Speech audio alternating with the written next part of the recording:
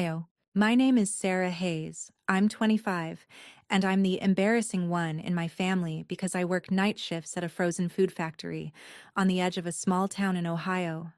I'm writing this down like a note to my future self, so I never forget the moment my mom decided my life wasn't worth bragging about. You ever sacrifice what you want for your family, only to become the person they're most ashamed of? While my brothers and sisters chased degrees and shiny careers, I stayed behind in Riverton, clocking in at the plant so we could keep the mortgage paid after my dad died. It wasn't glamorous, but it was real work. I came home smelling like freezer burn and spices, shoulders aching from lifting boxes, but at least the bills didn't bounce. To my mom, though, my steel-toe boots and hairnet meant one thing: failure.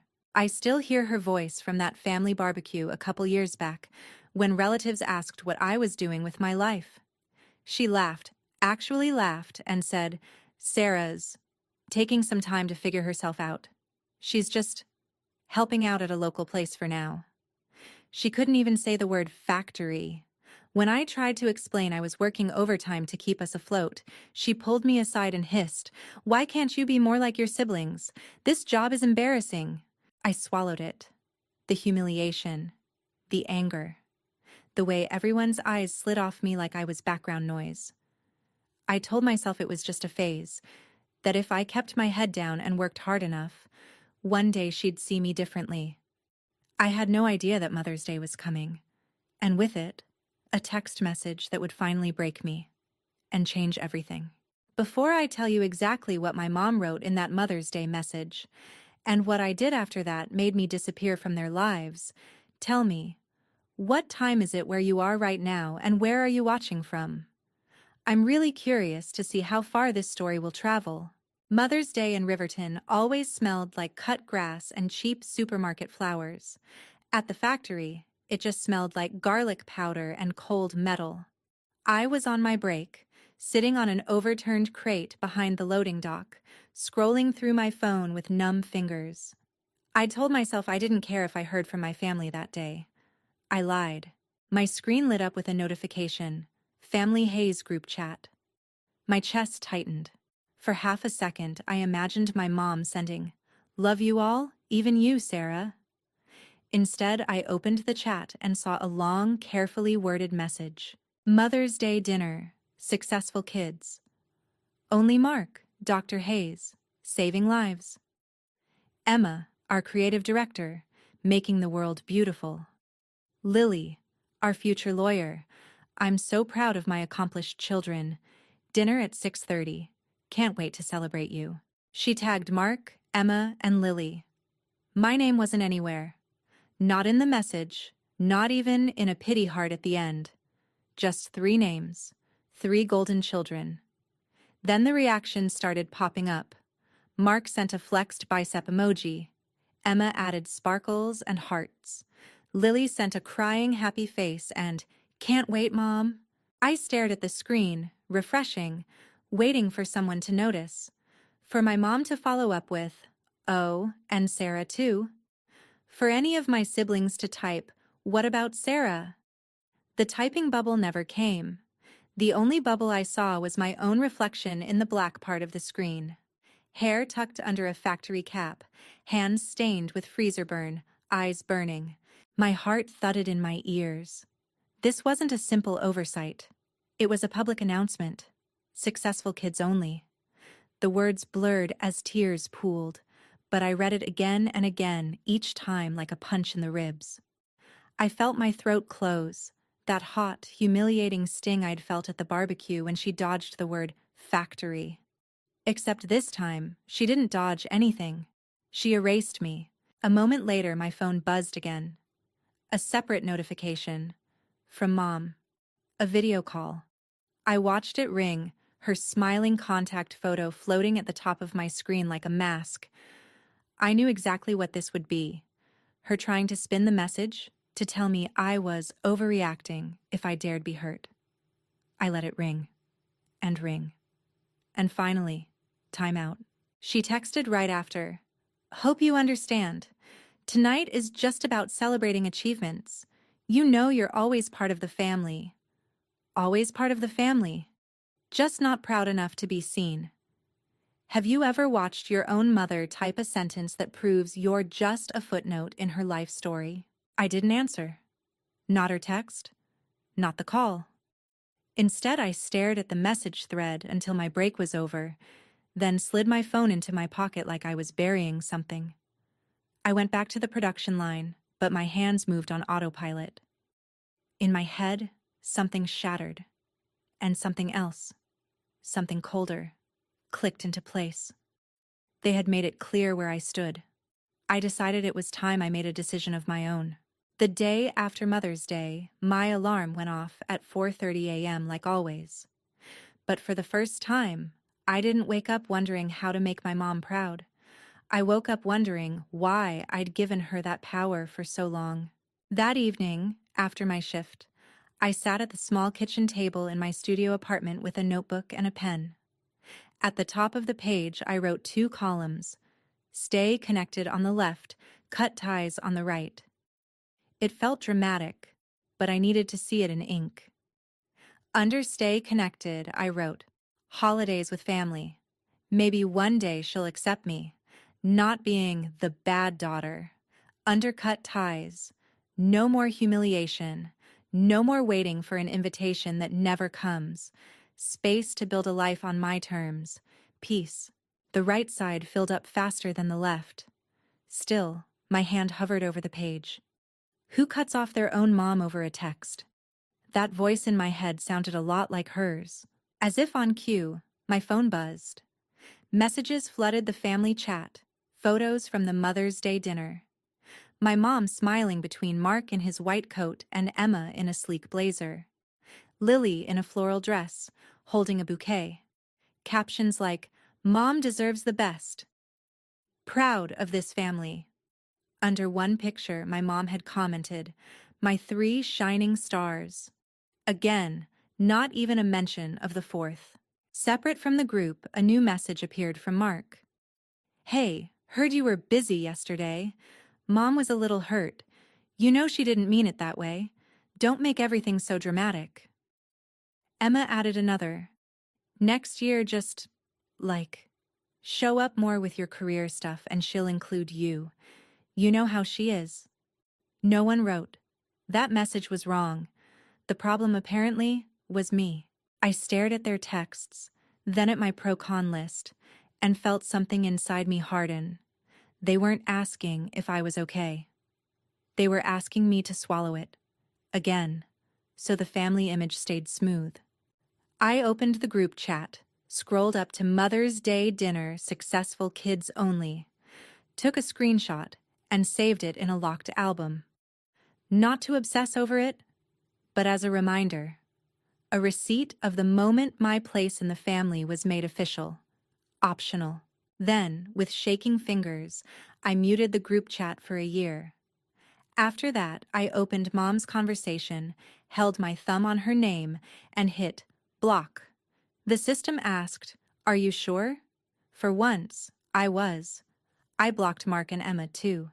I hesitated on Lily, my baby sister who had grown up watching this dynamic like it was normal, but I left her unblocked. For now. That night, my friend and coworker Mia Brooks came over with takeout. She noticed my red eyes, the open notebook, the locked screen on my phone. What happened? She asked, sitting across from me. I slid the notebook toward her. She read both columns, then looked up. You already know your answer, Sarah. You wrote it. My voice was barely a whisper. Would you cut off your own family if they never saw your worth? If they literally wrote you out of their life like a typo? She didn't hesitate. I'd cut off anyone who made me feel smaller on purpose. Blood or not. In that moment, something settled. I picked up my pen and, at the bottom of the right column, wrote in all caps, I choose me. The next morning, I woke up with puffy eyes but a strange lightness in my chest. For the first time, family wasn't automatic. It was a choice. And I had finally made one. Once the noise of the group chat was gone, my life got quieter. Not empty, just quieter. No more constant alerts of celebrations I wasn't invited to. No more subtle jabs wrapped in, just joking. In that silence, I heard something I hadn't heard in years. My own thoughts. I doubled down at the factory, not to prove anything to my mom this time, but to prove something to myself. When my manager, Rachel Turner, mentioned that the company would reimburse part of the tuition for technical courses, I didn't brush it off like I usually did. I signed up for night classes at Riverton Technical College, industrial safety, process improvement, basic engineering concepts. If I was just a factory worker, I'd be the kind who knew every inch of the line. Mia joined me for one of the classes, and we became those annoying people who sat in the front row, asking questions and sharing notes. We'd grab coffee from the vending machine, laughing about how we were too tired to be this ambitious. But inside, something new grew. A quiet pride that had nothing to do with a framed degree and everything to do with choosing my path. One Tuesday evening, I was rushing into the building, a stack of worksheets in my arms, when I heard a familiar voice behind me. "Sarah?" It was small, hesitant. I froze. I turned around and saw Lily standing by the bulletin board, clutching a backpack. Her hair was pulled into a messy bun, and she was wearing a college hoodie. For a second, it felt like I'd been punched and hugged at the same time. "Lily," I managed. She nodded, eyes wide. "I didn't know you were taking classes here." I swallowed. "I didn't know you were either." Silence stretched. Then she blurted, "Mom doesn't know I signed up for this program. She thinks I'm just sticking to law school stuff, but I wanted to see what else was out there." There it was, a crack in the perfect image. We sat on a bench in the hallway, knees almost touching.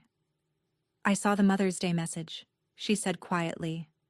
I wanted to say something, but Mark told me not to stir things up. I'm sorry, Sarah." Her apology hit harder than my mom's text. "It wasn't your job to fix it," I said, even as part of me wished she'd tried. Lily twisted the strap of her bag. "Mom's been weird since then. She acts like everything's fine, but she keeps bringing you up. Not in a good way. More like she's mad you're not chasing the path she planned for you. And now that you're gone, she keeps asking why you're overreacting." She's embarrassed, but she'd never admit it. "So she's embarrassed that I'm embarrassed?" I snorted. "That tracks." Lily gave me a sad smile. "She cares, in her own messed up way. She just can't handle that you chose something she doesn't respect. And now people at church keep asking why you're never around. She hates not having an answer that makes her look good." There it was, the first sign of consequences. My quiet disappearance was messing with her carefully curated story. Lily took a breath. "I miss you, but I kind of get why you did what you did." My chest tightened. "You know you don't have to repeat her cycle, right? You can choose what you want. Even if it's not shiny enough for the group chat." She nodded slowly. "Are you ever coming back? To family stuff?" That question sat heavy between us. "When success finally started finding me," I said carefully, "the first thing I felt wasn't, 'I can't wait to show Mom.' It was relief that I didn't owe her anything anymore. So I don't know, Lil. Right now, I need distance more than I need a seat at that table." We both fell silent. A professor walked by, fumbling with keys. The hallway smelled like dry erase markers and old carpet. Before we parted ways, Lily squeezed my hand. "For what it's worth, I think what you're doing is brave. I just wish Mom could see it." As I walked into class, my mind was spinning. My mom's choice had started a chain reaction she couldn't control. Her successful kids-only dinner had cost her more than one child's attendance. It was starting to chip away at the loyalty of the others. I wondered, when you finally start succeeding on your own terms, would you go back to the people who called your path worthless? Or keep walking without looking over your shoulder? My promotion came on a random Thursday. Rachel pulled me into her office, closed the door, and said, "Sarah, you've been running circles around half the people here. I want you as a line supervisor on the new frozen meals project. More pay, more responsibility. You in? I was stunned. A year ago, if I'd gotten that news, my first thought would have been, Mom is going to have to brag about this. This time, my first thought was, I did this. Me. I accepted the promotion. The new role was intense, scheduling shifts, handling breakdowns, smoothing out team conflicts. But it gave me something I'd never really had before: authority. People looked to me for answers. They trusted me. And not because I had a fancy degree, but because I'd been in the trenches with them. Still, late at night, old doubts crept in. Without thinking, I would unlock my phone and hover over my mom's contact, even though it was blocked. Or I'd scroll past photos of my siblings' achievements shared by mutual acquaintances. My stomach twisted every time I saw a post about "so proud of my kids," with 3 smiling faces and a mysterious invisible fourth. One weekend, after a particularly weird spiral of stalking social media and cursing myself for caring, I opened the Notes app on my phone and started typing. At first, it was just a rant about blue-collar work and how people like my mom treated it like failure. But the more I wrote, the more it turned into something bigger. By the time I finished, I had a long, raw piece about dignity, class, and how families weaponize success. On impulse, I copied it into an anonymous blog on a platform Mia had told me about. I hit publish before I could talk myself out of it, titled it, "Successful Kids Only, When Your Family Invites Everyone But You." I didn't put my name. I didn't mention specific cities. But I did describe the group chat. The exact line: Mother's Day dinner, successful kids only. I described the feeling of watching your name go missing from your own mother's sentence. I asked, right there in the middle of the post, does your self-worth depend on the people who refuse to see it? Or can you learn to build it anyway? I expected maybe 3 people to read it. Instead, within a week, it had thousands of views. Comments poured in from strangers. I thought I was the only one. My mom did something similar when I became a mechanic. Cutting contact saved my life. The validation from people who didn't know me hid in a way my mom's silence never could. Mia found the blog and messaged me, "This is you, isn't it? I'm proud of you for telling the truth." Then something interesting happened. One of my mom's church friends, someone I still had on social media, shared the article on her page with the caption, "This broke my heart. Parents, don't do this to your kids." The next day, another mutual shared it. The story was traveling in the same circles my mom moved in, and she had no idea she was the villain. Or maybe she did. Because a few days later, an unknown number called my phone. I let it go to voicemail. Later, I listened. It was my mom's voice, strained and tight. "Sarah, it's Mom. I heard this story going around online. People keep sending it to me, saying it sounds familiar. I hope you're not involved in anything that makes our family look bad. We need to talk. Call me back." Not, "Are you okay?" Not, "Did I hurt you?" Just concern about how she looked. I didn't call her back. I saved the voicemail, though. Another receipt. As the blog continued to circulate, Rachel pulled me aside at work one day. "Hey, random question," she said. "I read this post about someone whose mom excluded them from a Mother's Day dinner. The author sounded a lot like you." I felt my cheeks heat. "Maybe," I said carefully. She smiled. "If it was you, you should know. It was powerful. And anyone who can lead on the line and write like that? You're going places, Hayes. Don't let anyone tell you otherwise." That night, I printed my blog post and the pro-con list from months before. I put them in a folder labeled "Proof I'm Not Crazy." When the doubts came, I opened it and reminded myself I had the right to define my worth. My mom could lose sleep over public perception if she wanted. I was done losing sleep over her approval. The community event invitation came through Mia. "They're doing a storytelling night downtown," she said, waving a flyer in my face during our lunch break. "Theme is, when family crosses the line. You have to do it." "Absolutely not," I said through a mouthful of sandwich. "It's one thing to write anonymously, it's another to stand on a stage and tell everyone my mom's worst moment." Mia grinned. "Or your strongest. Think about all the people who commented on your blog. What if they were in that room? You could be the reason someone finally walks away from a toxic situation." The idea burrowed into my brain and refused to leave. A week later, my name was on the event lineup. The night of the storytelling event, my hands shook so badly I almost dropped the mic. The room was a mix of strangers, some in hoodies, some in business casual, some with tear-streaked makeup like they'd already heard something that hit too close. I cleared my throat and started with the line I knew would land. My mom called me embarrassing because I chose factory work. A murmur swept through the room. I told them about the barbecue, the dodged explanations, the Mother's Day text. I recited the exact words, watching faces flinch at "successful kids only."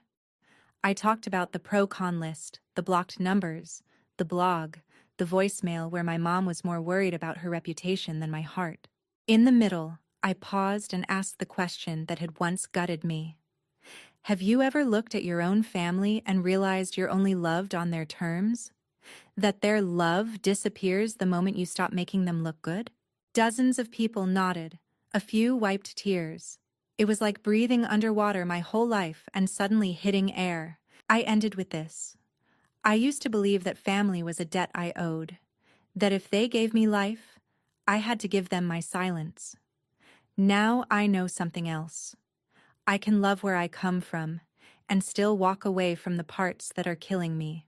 When I stepped off stage, people hugged me, thanked me, told me pieces of their own stories. One woman whispered, "I screenshotted my mom's text the day she uninvited me from Christmas. Hearing you say it out loud, I think I can finally stop feeling guilty." On the bus home, I scrolled through my phone and my heart stuttered. My blog post had been shared by a bigger page, someone with hundreds of thousands of followers, along with a caption, "The successful kids only mom is why so many of us are in therapy." The comments were a war zone, but most were on the side of kids like me. Buried midway down the comment thread, I saw a familiar name, Lily Hayes. She had written, "Sometimes the successful kids are just the ones who learned how to perform. The others are just trying to survive." I stared at her comment, feeling both proud and protective. Later that week, Lily texted me directly. "Saw your talk on someone's story. It was you, right?" I confirmed.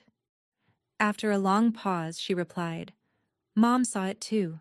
She's not handling it well. People at church are talking. She says you're airing family business. But honestly, maybe someone needed to." Knowing my story had cracked her perfect facade should have felt like cheap revenge. Instead, it felt like balance. Actions meet consequences. As I lay in bed that night, exhaustion wrapped around me, but beneath it was something softer. I realized I had built a small, messy, beautiful community. People from work, from class, from that event, who saw me. No degrees, no titles, just me. Maybe family didn't have to mean shared DNA. Maybe it could mean shared survival. Where have you found your chosen family? The people who made you feel more at home than your own house ever did. A few years slipped by in a way that did not feel dramatic from the inside. There was no single explosion, no big screaming match. Just a series of days where I woke up, went to work, did my job well, came home to a quiet apartment that slowly filled up with signs of a life I had chosen instead of a life I had been assigned. I moved up again at the factory, this time into a role that had me traveling between plants, helping other supervisors fix their lines and train their teams. I had a beat-up company laptop, a suitcase that stayed half-packed, and a calendar that did not revolve around family holidays anymore. My phone contacts list got shorter, But my world got bigger. I kept writing too. The blog that had started as a late-night vent turned into a place where people checked in regularly. I posted about boundaries, about the weird guilt that comes with saying no to your own parents, about blue-collar pride. Sometimes I wrote about small moments at work that would have meant nothing to my mom, but meant everything to me. Like the day a new hire told me, "You are the first boss I ever had who did not talk down to me." That comment meant more than any forced congratulations from my old life ever could. Every so often, I would get updates about my family through other people. A coworker who still went to my mom's church would mention hearing my last name in a prayer request. Online, I would see my siblings tagged in pictures without me. Lily and I texted now and then, keeping it light unless one of us had a bad day and needed the other to say, "No, you are not crazy. This really happened." From her, I found out that my mom had not let the story go. The post, the talk, the way people online latched onto the phrase "successful kids only," it all got under her skin. She hated that there was a whole corner of the internet where she was a character and not the author. She changed churches for a while, then went back. She complained that people were judging her, that they did not understand what it was like to raise kids these days. She did not, as far as I knew, ever say to them, "I hurt my daughter, and I am trying to make it right." Then life did what it always does. It added more pressure. My mom had health issues, the kind people whisper about in grocery store aisles: high blood pressure, stress, time off work, bills stacking up. The house I grew up in needed repairs. At first, I heard about it in pieces from Lily, almost apologetically, like she did not want me to think she was using our relationship to pass messages. Then one night, while I was sitting on my couch with my suitcase half packed for another trip, she called with that voice that meant something big had happened. "Mom wants your number," she said. "She says she needs to talk to you." I could hear from the way she said it that this was not about feelings. I asked why, even though I already knew. Lily sighed. "She is behind on payments, the roof is leaking, the hospital bills are a lot. She heard you are doing well now, traveling for work, maybe speaking at events. She keeps saying, if Sarah really cared about family, she would step up." There it was, clear as day. Not "I miss you," not "I am sorry for that text," not "I have been thinking about what I did to you." Just if she cared, she would fix it. The old version of me, the one who stayed behind and picked up extra shifts, because I felt responsible for everyone, flared up for a second. I pictured my mom sitting alone in the living room, the house dim, the walls a little more cracked than I remembered. I imagined her complaining to her friends that her daughter had abandoned her. Guilt is sneaky like that. It does not care how many times you have been hurt. It only cares that you were trained to answer when someone says family. I took a slow breath and asked Lily, "What do you think I should do?" She was quiet for a long time. Finally, she said, "I think you have already done more than anyone knows. You kept the lights on when Dad died. You stayed when everyone else left. You paid for things you could not even afford." Mom never counted any of that when she wrote that Mother's Day text. "I do not think you owe her a rescue now. She is going to call you cruel for that, but I do not think it is cruel. I think it is just consequences." Hearing my baby sister say the word consequences about our mother was like hearing a door click shut in my head that had been stuck half open for years. It did not slam. It just closed. Gently, but firmly. I told Lily she could give Mom a message, but not my number. "Tell her I hope she takes care of her health," I said. "Tell her I hope she gets the help she needs and that she deserves support as a person. But also tell her I am not her backup plan. She chose who counted when she was on top. I am not going to pretend that never happened now that she is struggling." Lily let out a breath like she had been holding it. She is going to say you took everything from her, she warned. I shook my head even though she could not see it. She still has 3 kids who show up for her. She has her friends, her church group. I did not take everything from her. I just stopped letting her take everything from me. A few weeks later, a small package showed up at my apartment. No return address, but the handwriting on the label was burned into my memory from years of signed permission slips and sticky notes on the fridge. Inside was a little jewelry box with my initials on it from when I was a kid, and a letter. The letter was exactly what you would expect from someone who had never learned how to say "I am sorry" without twisting it. She never wrote those 3 words. Instead, she wrote, "I know I was not a perfect mother, but you misunderstood so much of what I tried to do." She wrote, "I only wanted the best for you." She wrote, "You have hurt me deeply by taking our private issues and making them public. People look at me differently now. I cannot even sit in church without wondering who is whispering about that story." And near the end, she wrote, "After everything I did for you, the least you could do is help me in my time of need." That sentence sat on the page like a dare. There was a time when I would have grabbed a pen, called her, begged her to see my side, offered money I barely had. This time, I put the letter down and did something else.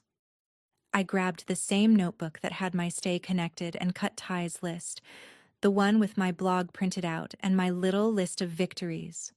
On a clean page, I wrote, "Here is what is real." Then I forced myself to list the facts, not the feelings. I did not post her name. I did not show her picture.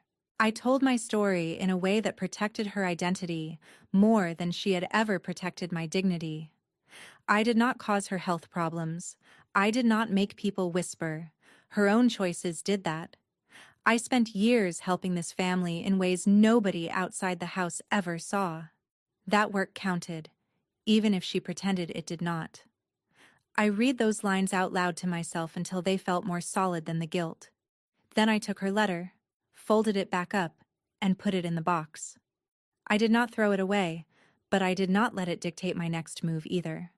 I did not call her. I did not send money. The only thing I sent was one short text through Lily, who agreed to pass it along word for word. It said, "I hope you take care of your health and find the support you need. I am not able to step back into this role. I wish you peace." That was it. No long explanations. No reopening old wounds so she could poke them. Just a boundary stated calmly, like the weather. A few days later, Lily texted and said, "She cried, then called you ungrateful, then told her friends you had abandoned her. But she also stopped asking for your number. Something in her seemed to understand you meant it this time." I will not pretend it felt amazing. It did not feel like a victory lap. It felt heavy and sad and strangely calm all at once. There is a kind of grief that comes with choosing your own peace over a relationship you spent your whole life trying to fix. People like to put a bow on it, to say, "And then I never thought about it again, and everything was perfect." That is not how it works. I still have nights where I miss the idea of a mom more than I miss the person. I still have flashes of memory, like that old video of 12-year-old me with the lopsided cake, that make my chest ache. But those feelings do not cancel out the reality of what she did. They just make me human. A while after the letter, I wrote one last post for the blog, at least one last chapter about this specific story. I wrote about the package, about reading her words and choosing not to let them drag me back into the same role. I wrote about how it is possible to hope someone gets better without volunteering to be their medicine. I ended with something that felt like the truest thing I had learned. Sometimes the kindest thing you can do for yourself, and weirdly for them, is to step out of a role that was destroying you. Love does not always mean access. Forgiveness does not always mean reunion. Family should not be built on humiliation and fear, but on respect and choice. And you are allowed to build a new definition of family with people who do not need you to bleed to prove your loyalty. When I hit publish, I did not feel triumph. I felt finished. Like I had finally told the whole story, not just the parts that made me look good or her look bad, but the parts that showed how complicated it really was. I walked out onto my tiny balcony that night and looked at the lights from the factory in the distance. That same building where I once read a message that said successful kids only and realized I was not invited had become the place where I finally proved to myself that my success did not need her stamp of approval. I still wear steel toe boots. I still clock in. I still get grease under my nails